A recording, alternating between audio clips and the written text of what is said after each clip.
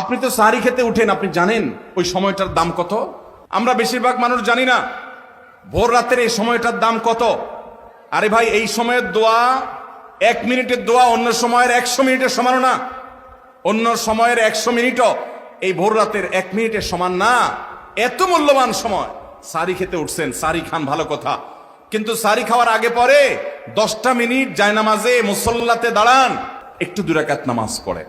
এই সময়টা দোয়া কবুল হয়। আল্লাহ ডেকে ডেকে বান্দাকে দেন। একটু হাত তোলেন, চেষ্টা করবেন তো ইনশাআল্লাহ? সাহারি খেতে উঠে দোয়া করবো তো ইনশাআল্লাহ? আপনার বাসার এক কোনায় চলে যাবেন, একটু আলো আধারিতে চলে যাবেন, সেখানে গিয়ে বসে আল্লাহর কাছে একটু কথা বলবেন।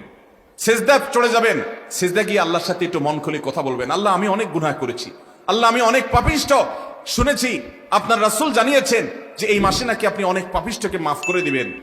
আল্লাহ, আপনি নাকি অনেক জাহান্নামে যাদের নাম চলে গেছে জাহান্নামী তালিকাভুক্ত, তাদেরকে মুক্ত করে জান্নাত দিয়ে দিবেন, আপনি নাকি ওয়াদা করেছেন। আল্লাহ, আমাকে একটু তাদের মধ্যে শামিল করে দেন। আল্লাহ, আপনি দিলে আপনার কোনো অভাব হবে না।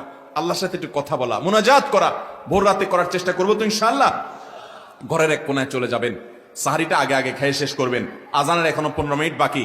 চলে যান এক কোনায়, উযু করে দাঁড়ায় যান 2 রাকাত নামাজে, চলে যান সিজদায়, একটু দোয়া করেন। নিরিবিলি জায়গা যদি বাসায় না থাকে, ছাদে চলে যান, মসজিদে আগে চলে যান, এক কোনায় চলে যান। এই সময়ের 10টা মিনিট অন্য সময়ের ঘন্টাকে ঘন্টার চাইতে মূল্যবান। চেষ্টা করবো তো ইনশাআল্লাহ? ভাইরা আমার, সিয়াম আমাদেরকে হারাম ছাড়ার প্রশিক্ষণ দেয়। সিয়াম আমাদেরকে বলে তোমার যা মনে চায় তা করতে পারবা না। অনেক অবৈধ কাজ করার সুযোগ আসে, তোমার মনেও চায়, কিন্তু করা যাবে না। কারণ যে তুমি রোজা রয়েছো, রোজা রেখে তুমি ট্রেনিং নিয়েছো যে পানি থাকলেই খাওয়া পান করা যাবে না, খাদ্য থাকলেই খাওয়া যাবে না, ক্ষুধা থাকলেই খাওয়া যাবে না, আল্লাহর ভয়ে বেঁচে থাকতে হবে। এই বিষয়টাকে সামগ্রিক জীবনে অ্যাপ্লাই যেন করি, সেই শিক্ষাটাই রমজানের রোজা আমাদেরকে দেয়। আল্লাহ আমাদেরকে সেই শিক্ষা গ্রহণ করার তৌফিক দান করুন। ভাইরা আমার, এক কথা বুঝতে চান, এক কথায় যদি বলি রোজা কি, তাহলে আপনি বলতে পারেন রোজা বলা হয় সবরের নাম। রোজা কিসের নাম ভাই? সবরের নাম। ওই যে ক্ষুধা আছে, খাবারও আছে, তৃষ্ণা আছে, পানিও আছে, তারপরও খাচ্ছেন না, এর নাম সবর। এর নাম কি? ধৈর্য ধারণ করা, নিজেকে নিয়ন্ত্রণ করতে শিখা।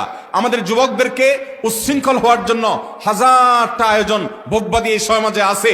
ইসলাম শুধু বলে ভোগ নয়, ত্যাগ করতে শিখো, কন্ট্রোল করতে শিখো, নিয়ন্ত্রণ করতে শিখো নিজেকে। যেখানে সেখানে ডাইরেক্ট হয়ে যাওয়া নয়, নিজেকে আটকে রাখা, নিয়ন্ত্রণ করা, সবর করা।